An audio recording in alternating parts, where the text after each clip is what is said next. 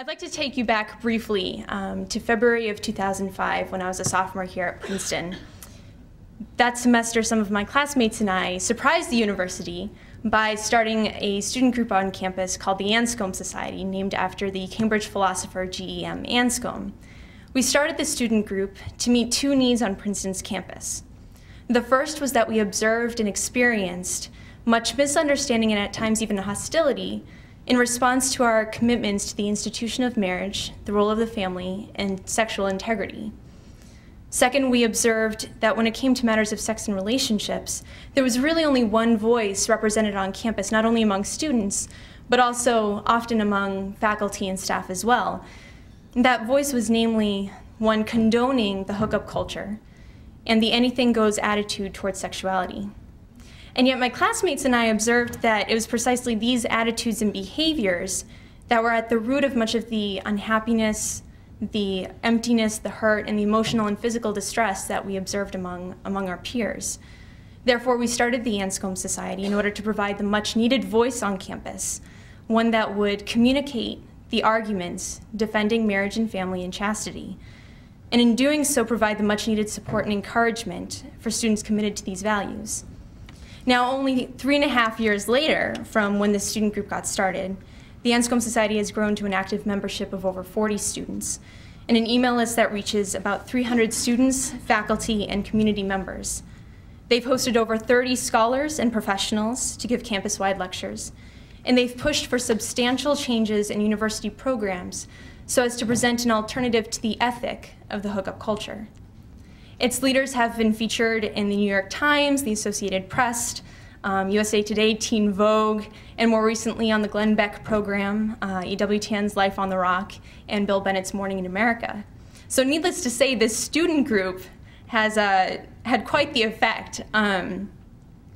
It's met with a lot of success, and only a few months after its founding in 2005, the other student leaders and I were receiving dozens of emails from students much like yourself. Students wanting to start similar programs of their own on their own college campuses and asking for the support and the resources they need to do that.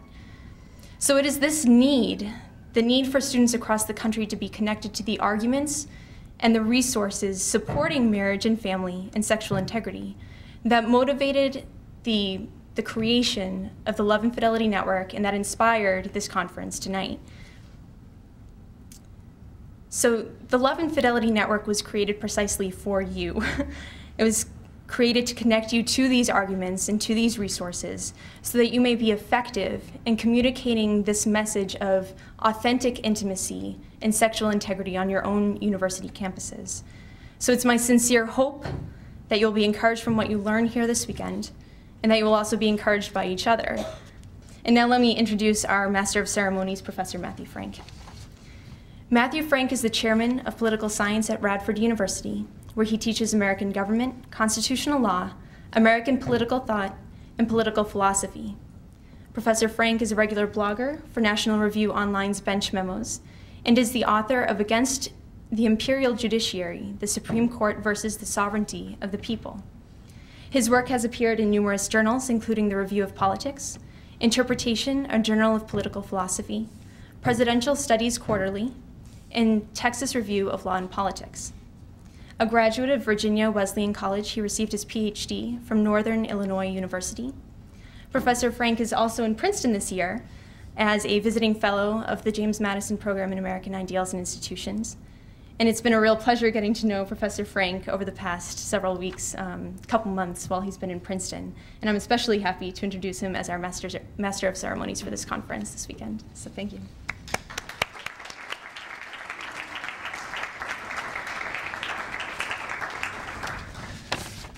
Thank you, Cassie, very much for inviting me to be a part of this groundbreaking effort and for that kind introduction.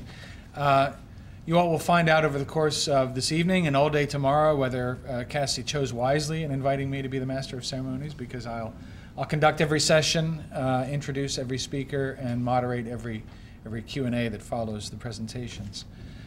But this is really all Cassie and her colleagues at the Love and Fidelity Network that have put it together. This conference would not be happening if not for her and them, their hard work and leadership.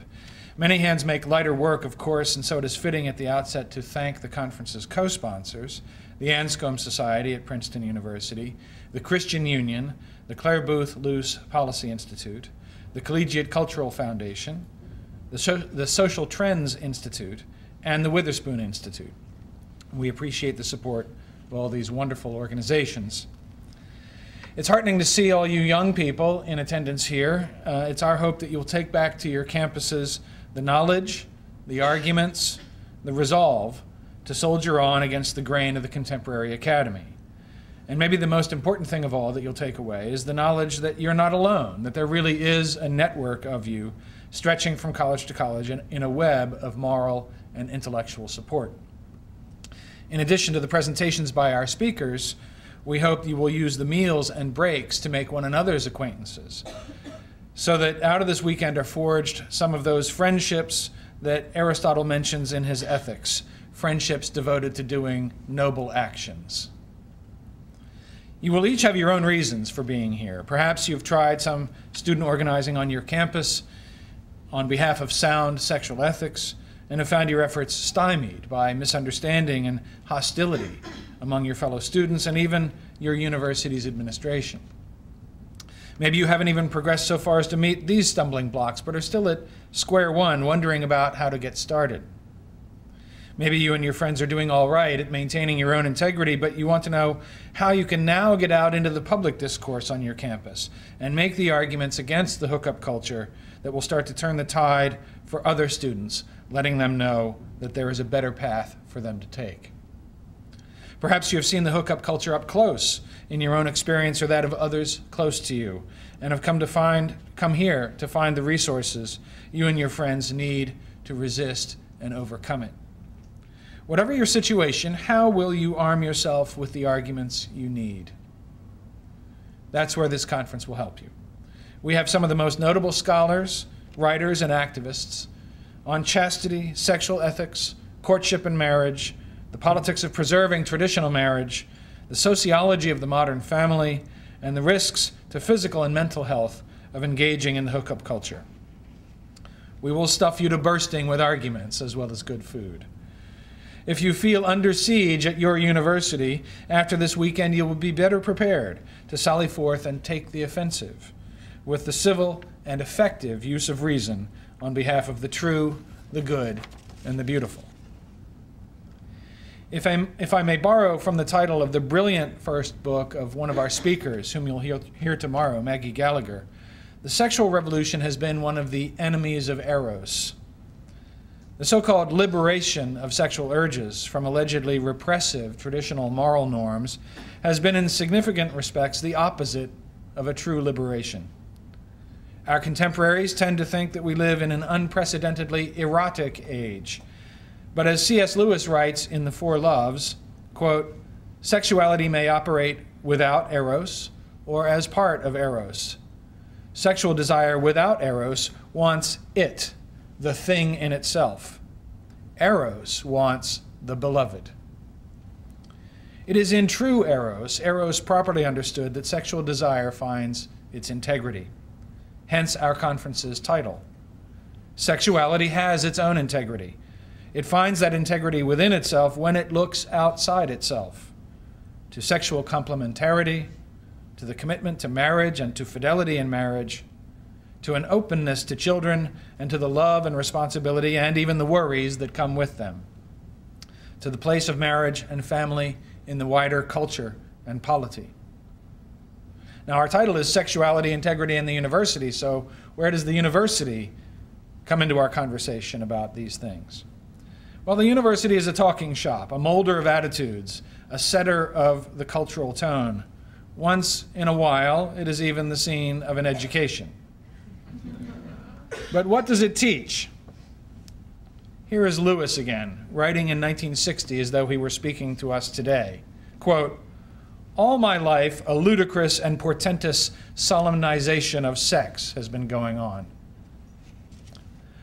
Just so. Sex is taken with a kind of solemn seriousness in the modern university, but the seriousness is of the wrong kind, a form of reductionism, in which we come to be defined by our sexuality, as though we were merely bodies with organs, rather than whole men and women with friendships, talents, and characters to be improved by virtue. Down this reductionist path lie the bitterness and heartache of broken persons. But sexuality with integrity, eros, the eros that means love and fidelity bound up together, so that instead of ludicrous it becomes sublime, this is hardly taken seriously at all in the modern university. The common opinion nowadays, owing much to a kind of decayed Freudianism, is that the chaste individual is the prude, and that the prude is obsessed with sex and is suffering from a form of repression. But it turns out that it is the liberated modern university, the professors during the week and the students on the weekends, that is obsessed with sex and that has repressed eros in its real and true form. The hookup culture, in fact, is guilty of prudery, partaking of a crippled form of sexuality that lacks integrity. Real eros, sexuality with integrity, is not prudery. It loves and laughs and rejoices and celebrates. Just think of the happiest weddings you've attended. It does this because it is whole and true and understands that sexuality finds its real and sublime meaning in the meeting of souls and not merely of bodies. In Tom Wolfe's disturbing novel of university life, I Am Charlotte Simmons, the heroine learns this truth the hard way by succumbing to the hookup culture against her better judgment. But Charlotte did not have an Anscombe Society or its equivalent at her DuPont University to help her judgment sharpen itself, know itself, and become the guide of her actions. After this weekend, you will have the advantage over Charlotte Simmons, and it is our fervent hope that you will take that advantage home with you, sharpen your arguments, support one another, and advance the long struggle of transforming yourselves from the minority that you are today into the majority that you deserve to become. Thank you all for being here.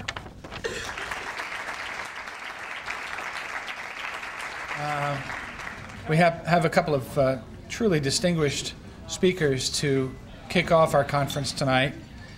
I will introduce them both, and then they'll simply take their turns each at this lectern, following which there will be some interaction, some question and answer. First, we'll hear from Mary Eberstadt. Mary Eberstadt is a research fellow at the Hoover Institution, based in Washington, where she's a contributing editor of Policy Review. She also contributes to the new website, The Catholic Thing, where, and this has made me nervous all through dinner, she is cataloging the 7 deadly sins, the most recent of her entries being on gluttony. She is the author of the notable book, Home Alone America, and will soon publish The Loser Letters, a satire on atheism, modeled, I think, on Lewis's Screwtape Letters. Her recent First Things essay, The Vindication of Humanae Vitae, is must-reading. Tonight she will speak on the sexual revolution and the will to disbelieve, giving us a tour of the empirical and intellectual fallout of the past 4 decades of sexual liberation. Robert P. George, a man who needs no introduction here in Princeton, will get one anyway. The McCormick Professor of Jurisprudence, Senior Fellow at the Witherspoon Institute, and Director of the James Madison Program in American Ideals and Institutions. Professor George is also a member of the President's Council on Bioethics and was recently, this is not yet widely known, appointed to ComEst, the World Commission on the Ethics of Scientific Knowledge and Technology, an advisory committee to UNESCO. The recipient of numerous awards and honors, Professor George has published many books and articles on jurisprudence, natural law, constitutionalism, religion, and morality. As a kind of unicorn, a respected conservative in the Ivy League, Robbie George is very much in demand, and he seems sometimes to have the gift of being in 2 places at once. Tonight we have the honor of having one of him with us. He will speak following Mary Eberstadt. Thank you.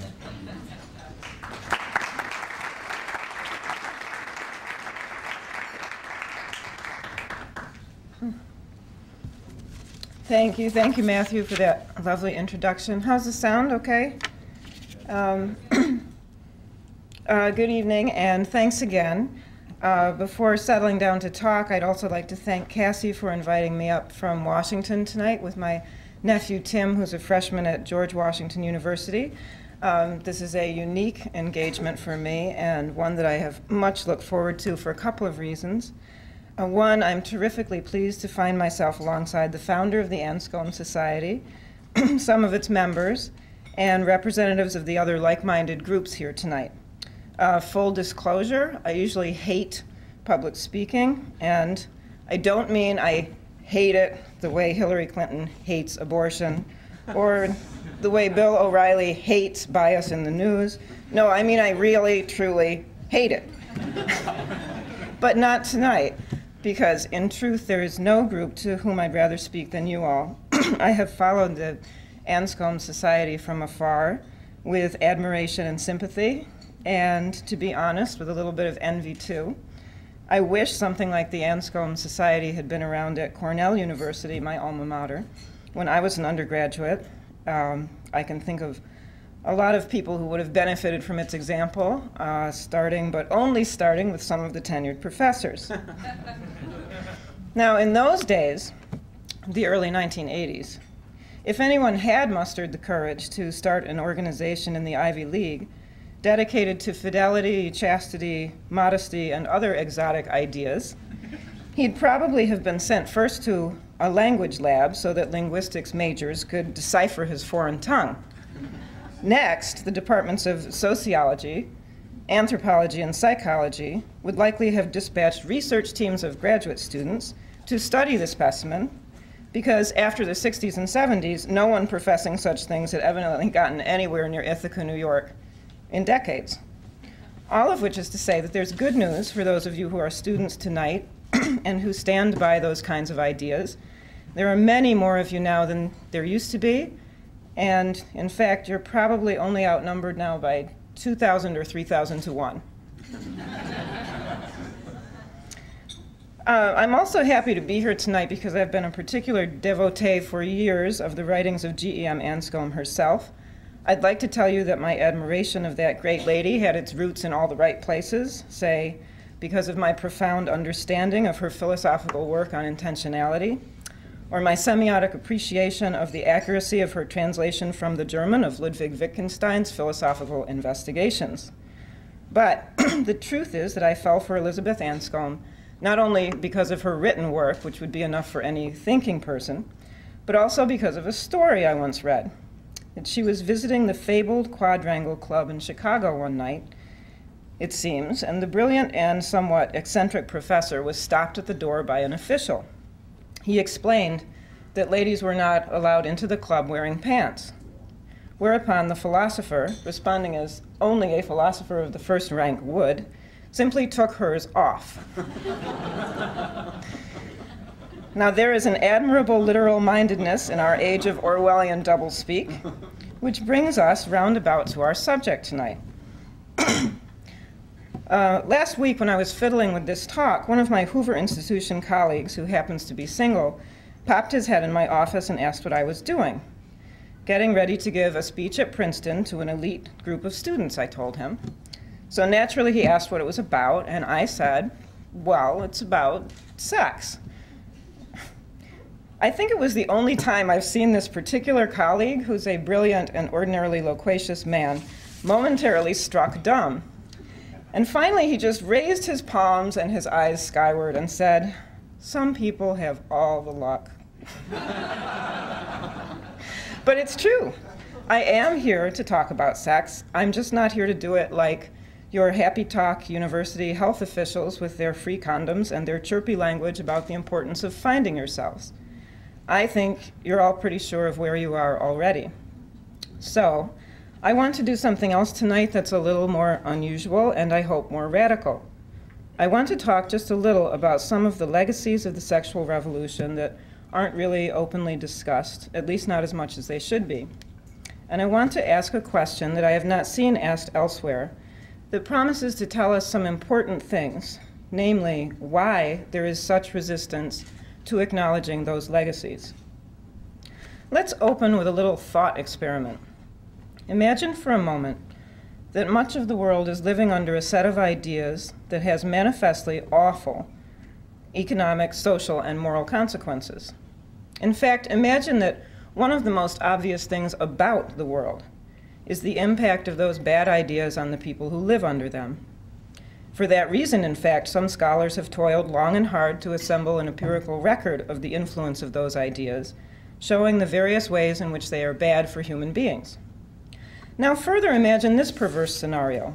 Despite the empirical evidence about the human costs of those ideas, many people, including many other scholars, don't want to face the facts. Some simply ignore the data. Others try to explain them away as artifacts of something, anything besides the bad ideas in question. Still others, perhaps most perverse of all, argue that the consequences of those ideas are actually good, as in, they might seem bad to particularly unenlightened people, but they make perfect sense once one's consciousness is elevated the right way. Does it seem incredible today that otherwise reasonable, educated people in possession of overwhelming evidence would want to ignore it rather than change their minds? Yet the picture of intellectual denial that I've just described captures perfectly what was going on for decades among educated people in the advanced West, in a very important matter that was resolved around the time many of you were born, i.e., the Cold War. Bizarre as it seems in retrospect, even to those of us who witnessed some of those years, the moral facts of the Cold War remained disputed at the highest intellectual levels, including and especially on American campuses, until about 2 seconds before the Berlin Wall came down. Some scholars were outright Marxists. I've often wondered where they all went after 1989.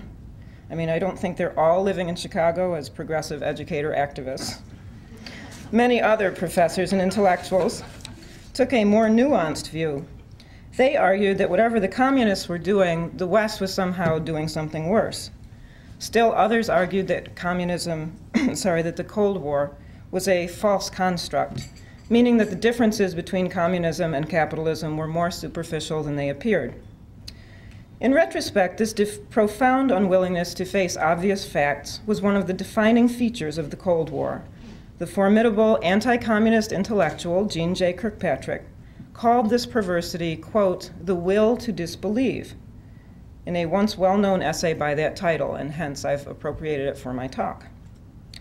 I've taken your time with this analogy because I think it sheds light on something that would otherwise be inexplicable, namely the powerful will to disbelieve in our own time in the harmful effects of another world-changing social and moral force governed by bad ideas, i.e. the sexual revolution. I don't want to overstate the case, so let me be plain. I'm not saying that the sexual revolution is the root of all evil any more than any other single momentous historical development is the root of all evil, not even Marxism, Freudianism, fantasy baseball, or Facebook. I have a 19-year-old son, that's why I threw in the fantasy baseball. I am saying, however, that the similarities between today's intellectual denials of the costs of the sexual revolution and yesterday's intellectual denials of the costs of communism are striking. And what is the empirical record that is being resisted today? I'm drawing here in part on the work of several speakers you'll be hearing from in the course of this conference, all of whom have been pioneers in this area and who, as such, have had to do what pioneers everywhere do, i.e., stride bravely into some pretty uncivilized and wild places, often stepping into piles of noxious stuff. I am referring here to the reception of some of their work on our university campuses and in the op-ed pages of the New York Times. Here's just a little of what these and other pioneering scholars have shown that their intellectual opponents want to ignore. As sociologist W. Bradford Wilcox has shown, and he may or may not forgive me for so coarsely summarizing years of his painstaking research, monogamous married people score better on all kinds of measures of well-being. They tend to be happier than others. Women whose husbands are the breadwinners also tend to be happier than others, and men who are married earn more and work harder than men who have not. Similarly, as both he and author Maggie Gallagher have argued, widespread divorce and unwed motherhood, two offsprings of the sexual revolution, are not only bad for many people, but also costly for society. I mean costly with a capital C for cash. This conference is also honored by the presence of another brave scholar, Sarah McClanahan. I see her talk to you tomorrow is called The Social and Economic Costs of the Sexual Revolution, which implies that you'll be hearing more about that from her. You couldn't have a better source because she has been way out front on this issue, doing important work from the days when she seemed practically a lone voice in the liberationist wilderness. Yet she, like other pioneering scholars, continues to put the facts out, and still the public and intellectual denial goes on. In fact, to grasp just how dug in the denial is, think about this fact. There's plenty of evidence that certain aspects of the sexual revolution have been hardest on women and children especially. Yet even people who pride themselves on politically correct compassion, who criticize conservatives and religious believers for their supposed lack of feeling, fail to see that the theory and practice of sexual libertinism benefits the strong and hurts the weak. Yet the plain fact is that the revolution falls heaviest on its youngest and most vulnerable members, beginning with the fetus and proceeding on up through children and adolescents. Our university campuses ring with the righteous chants of those protesting genocide in Darfur, or wanton cruelty to animals, or gross human rights violations by oppressive governments like China's. These are all problems about which real students shed real tears. I'm not saying their compassion is wrong. I'm just saying that it's unilaterally deployed. As many people did not realize when all this started, the sexual revolution has been a disaster for many, many kids. Just one more example. As another writer I admire, David Blankenhorn, took a whole book to explain, perfectly entitled Fatherless America. Not having a father in the home can be linked to all kinds of unfortunate results. And by the way, you don't need social science always to make the point. I once published an article called Eminem is Right, which laid out in lots of lyrical detail something that those of you who are students will already know. Contemporary rock and rap revolves around broken homes, broken families, mom's abusive boyfriend, sexual predators, and the rest of the revolution's fallout. Similarly denied by many people, the sexual revolution has been a disaster for many women too. And the lengths to which people will go to deny this unfortunately undeniable fact are fascinating. How many feminist-minded students who demonstrate for abortion rights stop and realize that in many parts of the world, including the United States, girls are more likely to be aborted than boys? Are they really okay with that little piece of empirical sexism? I see that Princeton this week hosted something called the Rape Aggression Defense System, RADS, which comes with a nifty online video showing women being trained to yell and punch and crouch and kick their rapist stand-ins in strategically obvious places. I'm not saying that women shouldn't defend themselves, but seeing just how omnipresent these kinds of classes and workshops are on campuses, I wonder, would we really need them so much if our campuses were a little less libertine and the line between a plastered date and a real live rapist were a little easier to draw in the first place? In drawing attention to the fact that sexual liberationism has injured women, I don't mean to say that men are unaffected. But with many men, the sexual revolution seems more like a slow-acting virus whose damage does not become apparent until later in life. As Linda Waite, for one, has shown, for example, divorced men have higher rates of depression, alcoholism, and other forms of risk-taking, including such pedestrian things as failing to go to the doctor. So it's not as if the sexual revolution has left men untouched. For women, though, the fallout is more immediate and acute. It is women who have abortions and get depressed about them, women who are usually left to raise children alone when a man leaves for someone else, women who typically take the biggest financial hit in divorce, women who fill the pages of their magazines like Cosmo and Mirabella and their liberation-y websites like Salon with sexual doublespeak. Just look at any of them, or listen to any of those awful women's talk shows on TV. You'll see an utterly contradictory mix of chat about how wonderful it is to be sexually liberated on the one hand, and on the other hand, how impossible it's become to find a good, steady, committed boyfriend. Hello.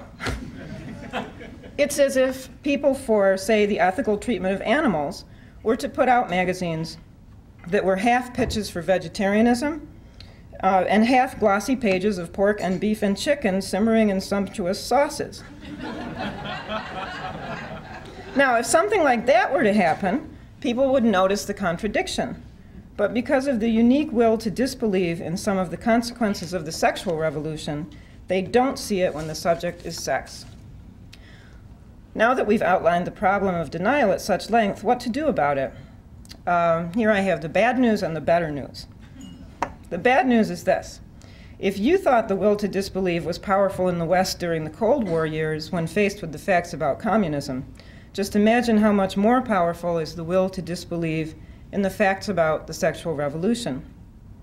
Number one, and to state the obvious, there's a reason why St. Augustine's famous plea, "Make me good, God, but not yet," has resonated ever since he coined it, because just about everyone who's alive can sympathize with the feeling.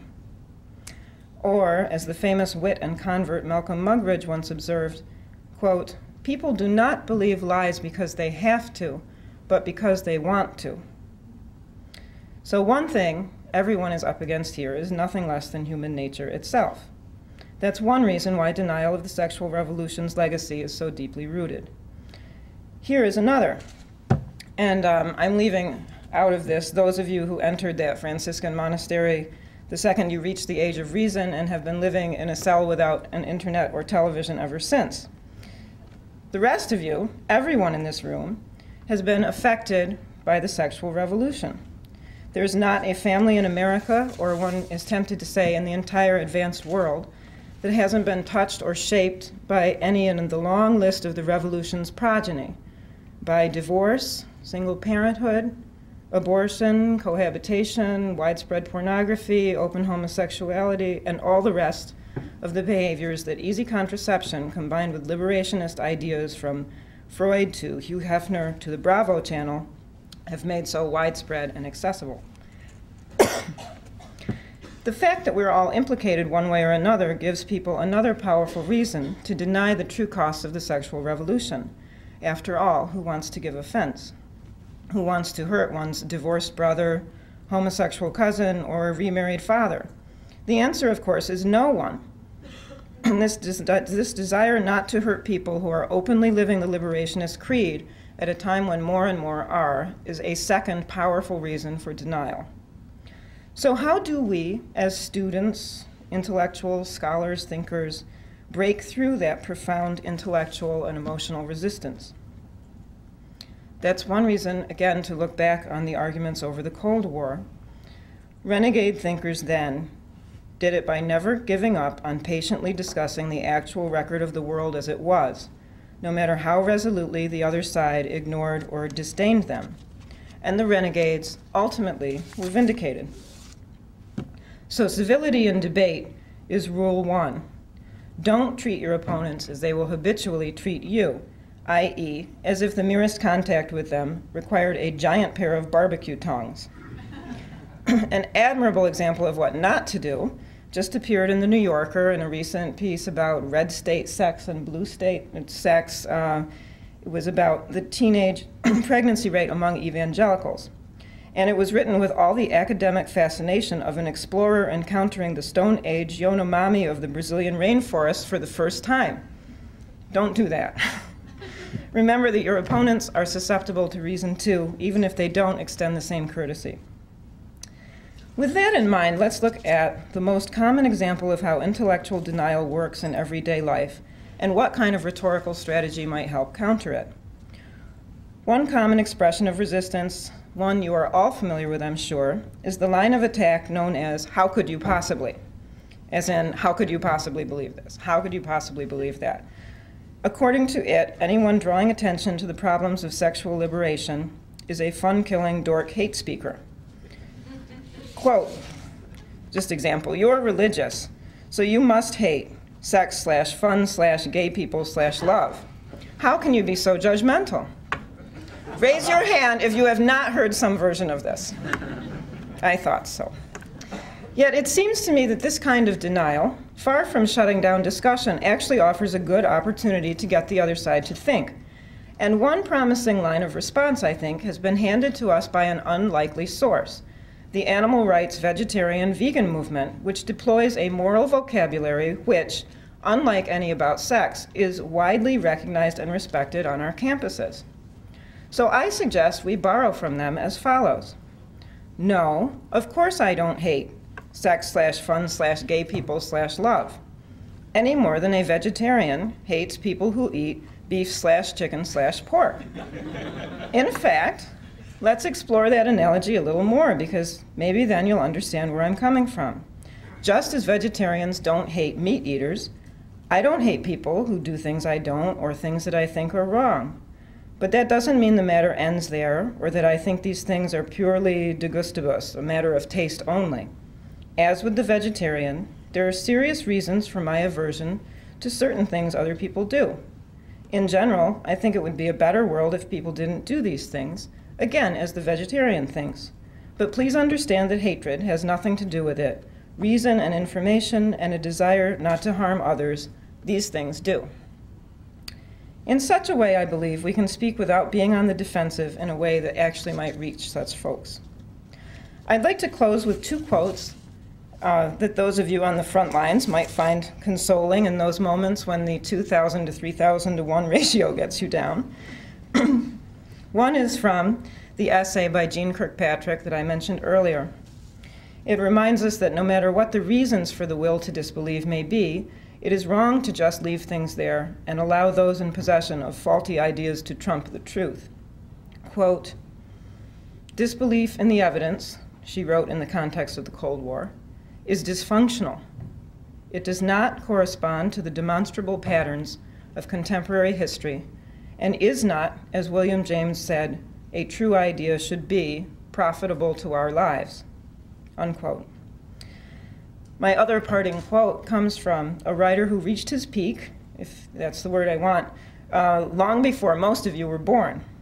In Hunter S. Thompson's Fear and Loathing in Las Vegas, two sketchy characters named Duke and Gonzo are riding around that city under the influence of hallucinogenic drugs. Let's just say it's hard to explain nowadays, but the book is a classic.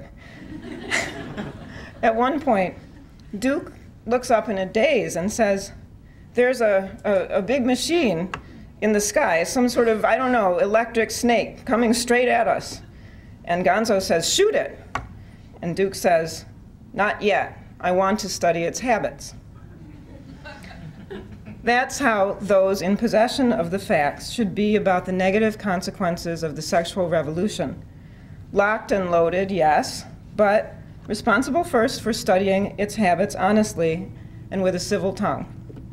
As the example of the Cold War shows, when people look back on this or any other momentous debate many decades from now, one of the first things they'll want to know is whose corner reason and empiricism and logic were in. That would be your corner, and that's a good thing. Thank you, and now over to Professor George. Thank you, Mary, and thank you, Cassie and Patrick in the Anscombe Society, and Lisa, and everyone who has made this wonderful conference possible. And thank you all for being here. I wanted to welcome you with a greeting of hope. And listening to Mary made me realize that I have available to me, I think, a very effective way of doing that. I grew up during the Cold War. I remember it very well. One of the things I remember about it is something called the Brezhnev Doctrine. I don't know if any of you are familiar with the Brezhnev Doctrine.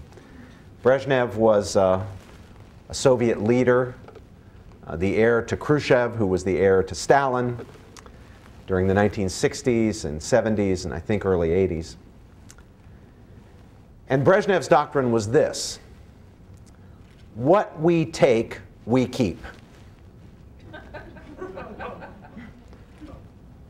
Communism will advance inexorably throughout the world. It's an international socialist movement. It will never be turned back. The West's only strategy will be to contain it, to try to stop it from moving forward. Once it's got territory, once it's got a people, it keeps it, and it keeps them. I remember driving through New Hampshire and passing a house that had in the lawn about 20 or 25 gravestones. And on each gravestone was the name of a country: Russia, Latvia, Lithuania, Czechoslovakia, countries that had fallen to communism. This was undoubtedly the product of a strong anti-communist who was making a point. But he was making the point with, in a great form of sadness, because the underlying thought was, once the country is gone, lost to communism, it's buried. That's the end. It's dead. Now, lots of people who were strong anti-communists believed the Brezhnev doctrine. Almost everybody did. It wasn't just the communists who believed it. Jeane Kirkpatrick is a great friend of mine, a wonderful, wonderful scholar, a great leader in the struggle against communism, believed it. She, like most serious anti-communist American leaders, thought that the best we could do was a strategy of containment, trying to stop the advance of communism, because once it's got territory, once it's got a people, it keeps them. But there were a few people who dissented, who thought that communism could not only be contained, but it could be rolled back and ultimately defeated. I'm sure you're familiar with the names of some of these people: Ronald Reagan, Margaret Thatcher, Pope John Paul II.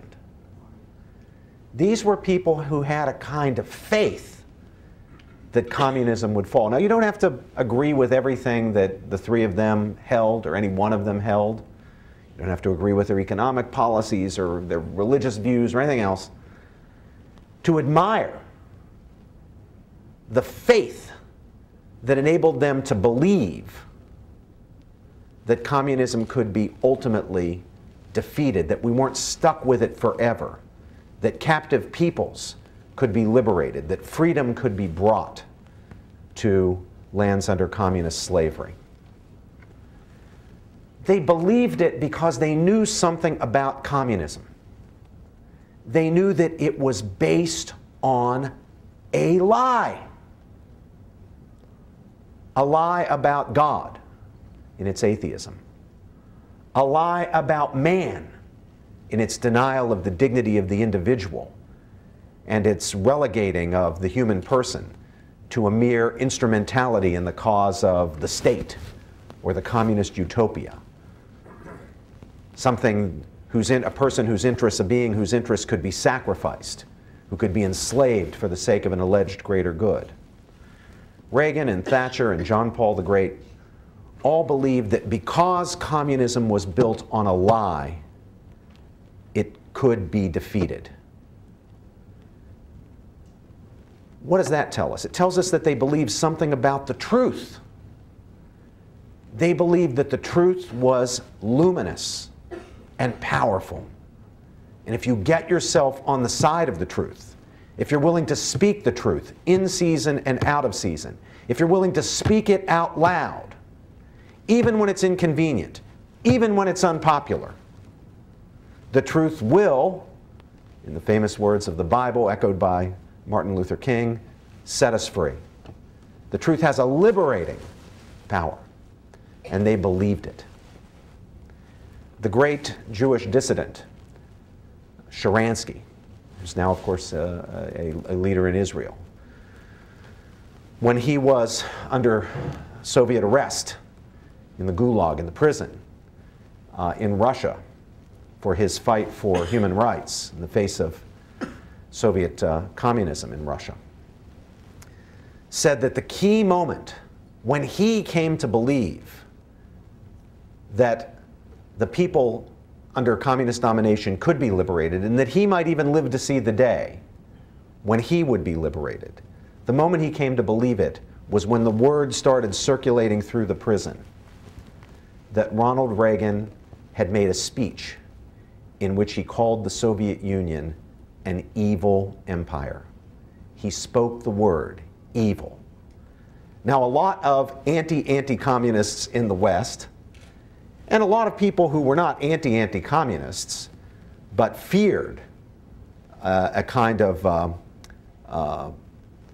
stoking up of Cold War tensions as a result of rhetoric like the rhetoric Reagan used, criticized Reagan for calling communism evil, calling the Soviet Union an evil empire. But Reagan believed that it was necessary to speak the truth, even when it was inconvenient, even when it might have dangerous consequences, to speak the truth because of the power, the luminosity, the liberating quality of the truth. And so he spoke it. And communism did fall. European communism, Soviet communism did fall. They were proved right. The same is true with this, with the sexual revolution, with what we're up against in this domain of our lives. It appears like the Soviet Union appeared, to be strong, solid as a rock, dominating, overpowering, impossible to defeat, impossible to roll back. We're often tempted to think that the best we can do is try to preserve the pockets of sanity, of sexual sanity, in the face of the revolution, retreat to our smaller communities, to our churches, try to raise our own kids right, doing our best in the face of a hostile culture, trying to keep our own churches from collapsing or capitulating to the sexual revolution in the big battles that we have in the churches, so many of the churches today. We're tempted to believe that's the best we can do. But in that defensive crouch, we will lose. And the sexual revolution will continue, and its toll of carnage will increase. The ruined relationships, the wounded lives, the pain, the suffering, the victims, of course, being so often women, children, and especially poor women and poor children, the most vulnerable people and groups to the depredations of the sexual revolution are those least able to afford the cost of the repair of the consequences in their lives and their families' lives, which is why the struggle we find ourselves engaged in, a struggle for the dignity of the human person, is a struggle born of compassion, concern, a struggle that does, because we struggle because we don't want to see more people wounded, more relationships ruined, more people driven into poverty as carnage of the sexual revolution. So we can do it. And we mustn't lose heart about it. And we must move forward confidently. That means engaging our friends on the other side. Engaging them in argument. Not just rhetorical ploys for persuasion, but in argument, stating the genuine reasons for our concern. And that means it's incumbent upon us, particularly upon you as students, not only to believe the right things, but to understand why they're the right things. It's incumbent upon you to understand the reasons, philosophical, moral, sociological, that sexual sanity is in fact sanity, and that the sexual revolution is really nothing but an invitation to the further growth of the culture of death. It's not enough just to bear witness, though that's very important in your own lives. Very, very important. That's a way of speaking truth, bearing witness, living a life of chastity, fidelity, being true, being honorable. That's a very important form of witness and a way of speaking the truth. But we need to do more than that. We need to be willing to engage those on the other side in reasoned argument, in civility, with love, but in reasoned argument. And let me tell you, it's possible. I can't explain to you how trying it is for me personally to hear so often students say, gosh, you know, my friends make these arguments and I don't know how to respond. Well, I guess I understand that. Very few people at the teaching level are teaching you how to respond. You hear plenty of arguments for, you name it. cohabitation, same-sex sexual relationships, out-of-wedlock childbearing. You hear plenty of arguments for why all that's okay. And you never hear articulated, even to criticize it, the argument on the other side. So I don't hold students responsible for not knowing what those arguments are. But actually, they're not all that difficult. I'll tell you a story. I know a young man who's now in Oxford as a Rhodes Scholar. When this young man was applying for his scholarship, he asked a senior, very famous professor of philosophy for a recommendation. He had studied with the man, and he had done very well in the course, so he asked for a recommendation for his Rhodes, to support his Rhodes Scholarship application. And the professor agreed to give him that recommendation. And he asked the student for a copy of the student's curriculum vitae so that it would help him in composing a strong letter. When the professor saw the student's curriculum vitae, he saw that the student was a member of a pro-chastity group that was opposed to same-sex marriage, believed in the conjugal conception of marriage as the union of a man and a woman. And the professor thought this was a very bad thing. And so the professor got in touch with the student and said, "I'd like you to come and see me. I noticed on your resume that you're a member of a group that's opposed to same-sex marriage. I think that's really terrible. I'm not going to hold it against you. I'm going to write you a very strong recommendation because you did very well in my course and I believe that you're a very good student. So don't worry about that, but I want you to come and see me to discuss your views about same-sex marriage." Now, the professor thought he was going to lecture this student and straighten this student up, probably because he thought the student really hadn't thought about this issue and was just bringing to college some bad, bigoted, prejudiced, retrograde attitude that he'd picked up from his benighted parents or from his backward church. So the student went to see the professor, and this professor began the lecture. And the student listened patiently to the professor's lecture, the professor claiming that views like the view held by the student were very bad for people, and they hurt a lot of innocent people who simply wanted to love each other, and to express that love in the same way that heterosexual couples express that love. So the student listened to the lecture, and when the lecture was completed, he asked for the opportunity to respond. The professor said he'd be happy to hear a response. And so the student rattled off his philosophical reasons for believing that marriage was inherently, intrinsically, the union of a man and a woman. And they were somewhat complicated reasons. And the professor responded to these very carefully articulated reasons by saying, well, that all sounds very fancy. But in the real world, this is a philosophy professor, a very distinguished and famous philosophy professor. In the real world, views like yours simply do harm. So he didn't think that he was obliged, evidently, to actually engage the students or listen to the students' argument. He would just dismiss it. So the student said, "Can I ask you something else?" The professor said yes. And the student said, "Professor, do you believe that marriage is the union of two people and two people only, not 3 or 5 or 7? And the professor said, "Why, of course." And the student said, "But why?"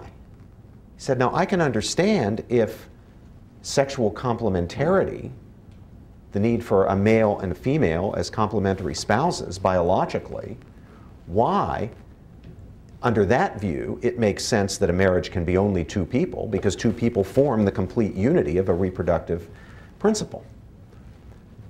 But if marriage is not that kind of bodily, biological union, if it's an emotional union, an affective union, and purely so, in which bodily action has no particular significance, then can't 3 or 5 or 7 people have an emotional relationship which they find is enhanced by having sexual Congress together as a group.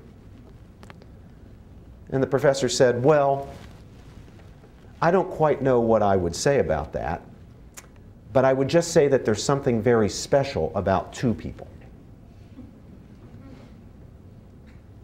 And then the student simply went in for the kill. But professor, the future Rhodes, he won his Rhodes Scholarship, the future Rhodes Scholar said, but professor, if I responded to your question to me by saying, well, I just think there's something very special about a man and a woman, you wouldn't think that's a very good argument, would you?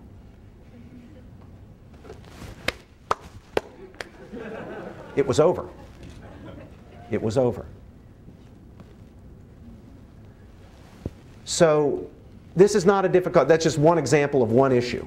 It's not a difficult argument to win, but you mustn't be intimidated into believing that the argument is difficult to make.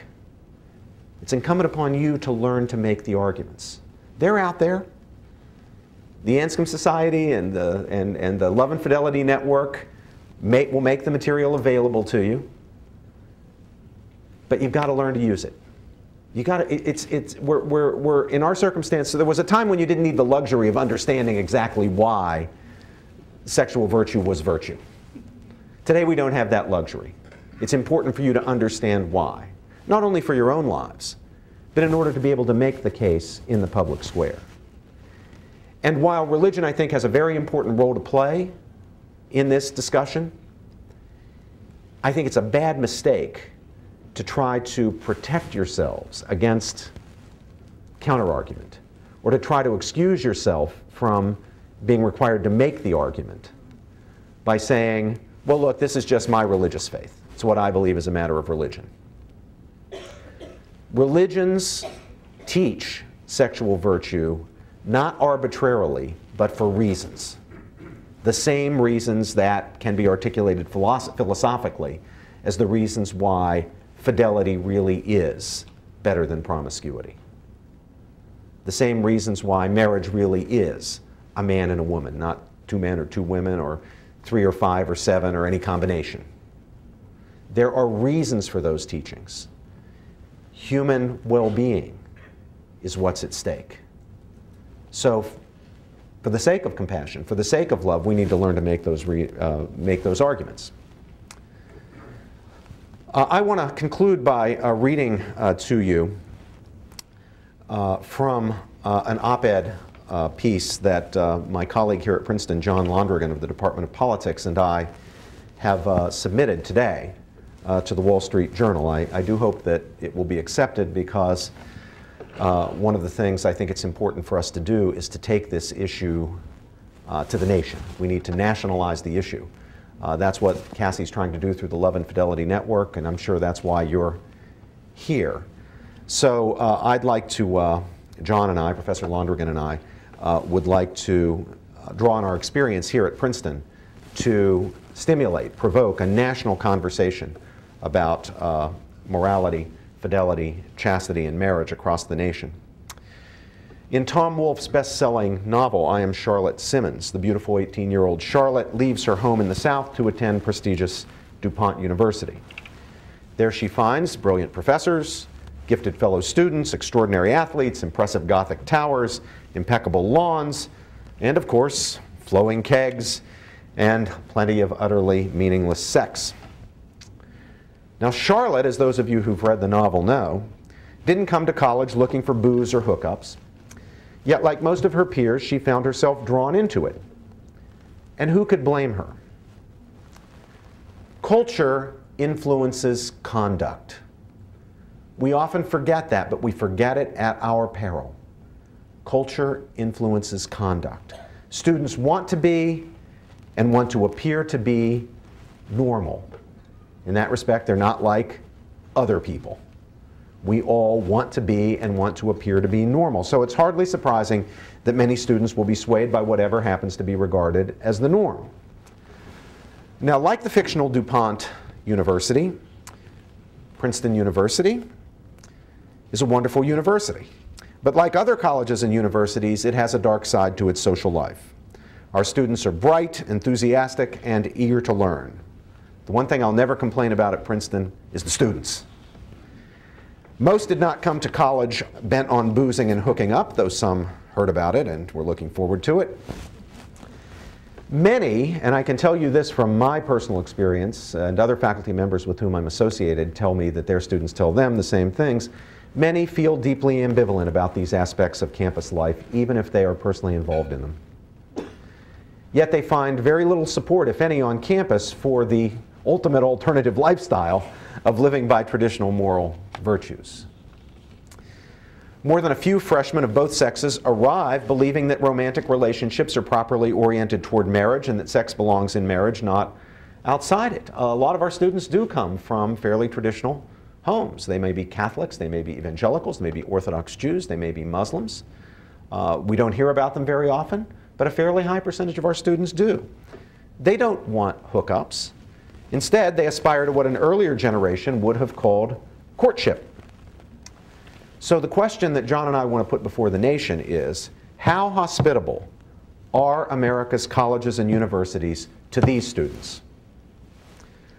The truth is that at universities around the country, things begin going badly for these students right off the bat. Again, Princeton is typical, all too typical. As part of the freshman orientation, students are required to attend an event called Sex on a Saturday Night. This consists of a series of skits ostensibly designed to discourage date rape. For years, critics have contended that the play, which features vulgarity, suggestive conduct, and the like, does nothing to serve this laudable goal. Rather, and this point was made beautifully by Mary Eberstadt, it reinforces the campus culture of sexual permissiveness, primarily by shaping students' expectations to include sexual license as normal. Culture shapes conduct. Create a certain kind of culture, you'll get a certain kind of conduct. You notice that the culture of Greenwich Village or Berkeley, California shapes a different kind of conduct than the culture of Amish, Pennsylvania? No. Is that just you didn't notice that, Mary? Yeah. That just kind of, what an interesting coincidence. How'd that happen? And then on top of Sex on a Saturday Night, there is Sex Jeopardy, officially Safer Sex Jeopardy, an event that Princeton freshmen are strongly encouraged by the university to attend. Modeled on the long-running television game show, this actively invites students to show off their knowledge of such topics as anal intercourse, flavored condoms, dental dams, sex toys, and sadomasochism. As described by one female student, Sex Jeopardy is, quote, suffused with sexual bravado and conveys the strong impression that only someone with hang-ups would have a moral problem with hookups, unquote. Colleges and universities across the country sponsor countless events and programs such as these that, however well-intentioned, tend to reinforce libertine attitudes toward sexuality and relationships and to marginalize and even stigmatize traditional ideas about virtue, decency, and moral integrity. This goes on from Bates to Pomona, and from Carleton to whatever the university is at the southernmost point of the United States, probably down at the tip of Florida. Well, what can be done? Well, the first thing that you need to do, first thing that we need to do, the indispensable first step, you never get anywhere unless you do this, is recognize that we have a problem. Too often, we don't recognize, we refuse to recognize that there's a problem here. We look the other way. We don't want to see it. Professors certainly don't want to see it. Administrators don't particularly want to see it. Even parents sometimes don't want to know. Clergy, campus chaplains, they have to deal with an awful lot of the wreckage. Sexual health advisors, we want to look the other way. Now, most universities have established non-academic centers of various kinds that provide educational, social, and counseling support. Princeton, again, is typical. We have the Women's Center, the International Center, the Lesbian, Gay, Bisexual, Transgender Center, and the Center for Equality and Cultural Understanding. Whether or not one agrees with the ideological bent of some of these centers, and I don't agree with the ideological bent of most of them, at least they represent the university's sincere effort to meet what are perceived as the needs of certain segments of our student body. The university's trying to do the right thing. Moreover, university health centers and residential advising programs typically provide assistance on body image and eating disorders, binge drinking and alcohol abuse, and sexual health and sexual harassment. Universities trying to do the right thing. Conspicuously absent, however, are centers or programs offering meaningful support for those students, those many students, who at least initially arrive on campus, Princeton or anywhere else, with a desire to live a decent, upright, honorable life when it comes to matters of sexuality. Sexual health offices do not supply the need because staff members see their roles not as promoting self-discipline and high moral standards, that, as Professor Eberstadt, as Mary Eberstadt says, we about gave you a position with us. I'd love that. Was that an honorary degree I just heard? No, it was an offer.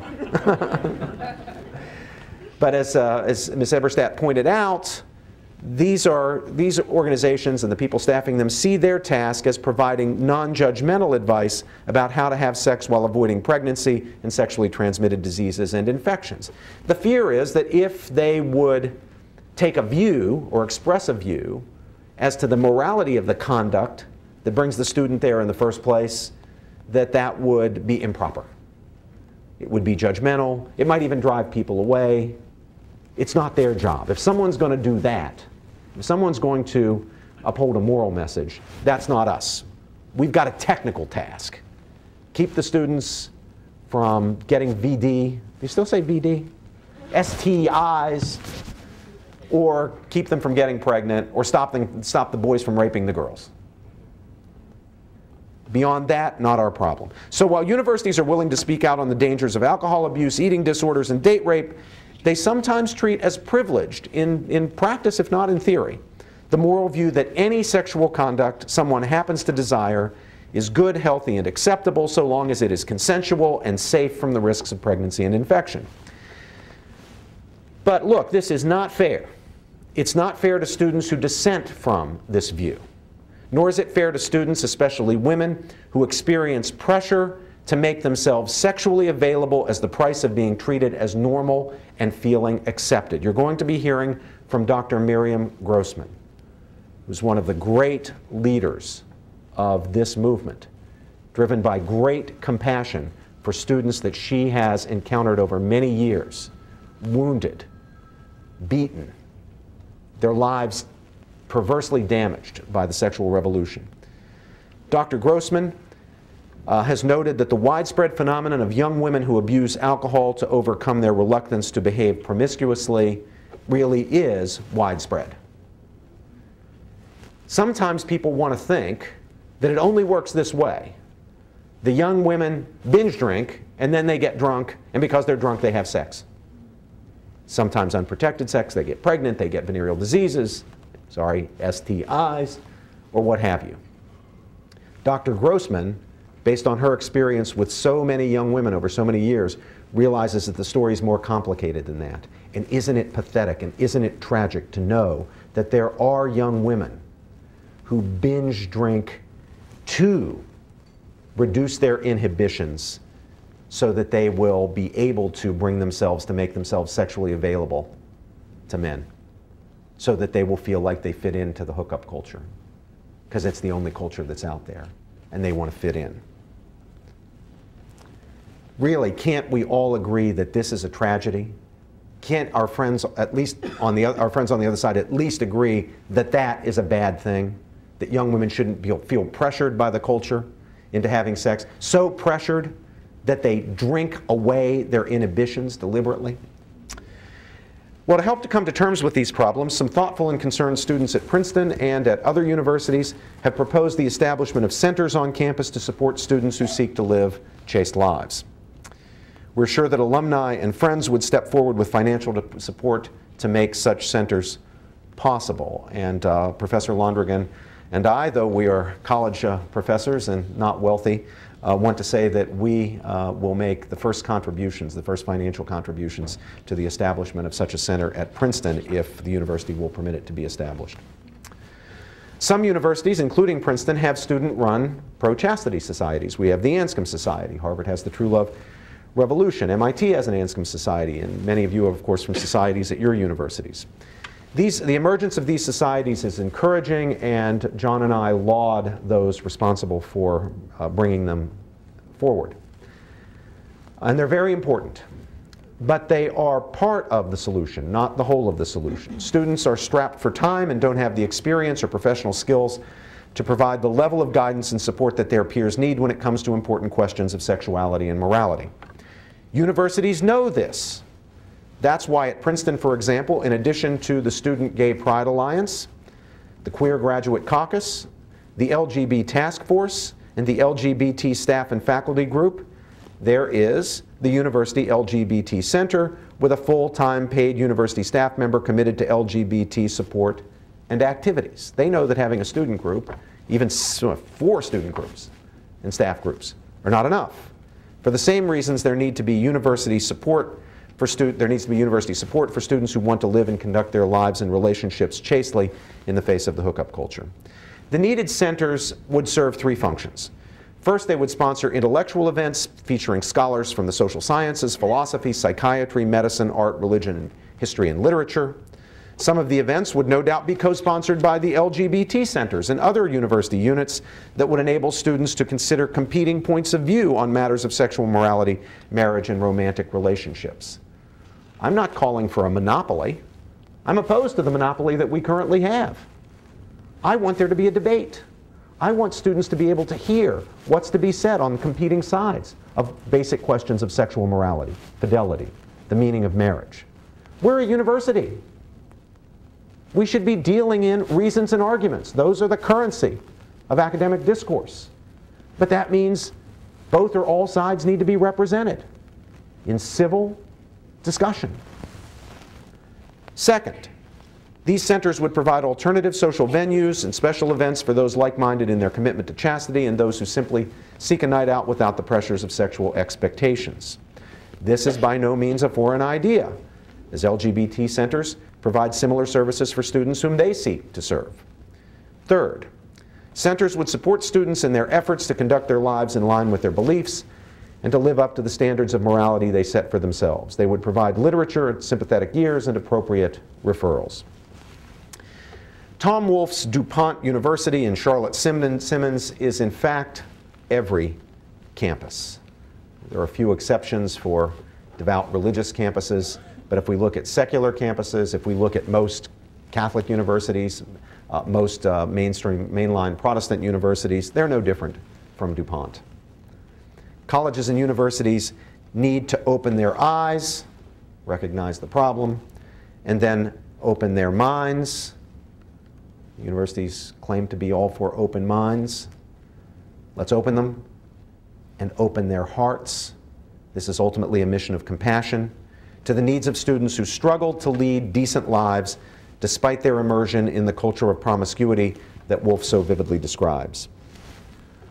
Our question, the question that Professor Londrigan and I want to place before the country, is this: which institution of higher learning will be the one bold enough and compassionate enough to lead the way?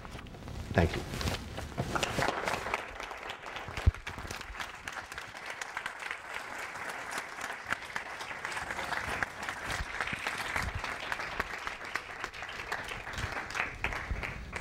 Well, I don't think we could have gotten off to a better start than with these 2 speakers this evening.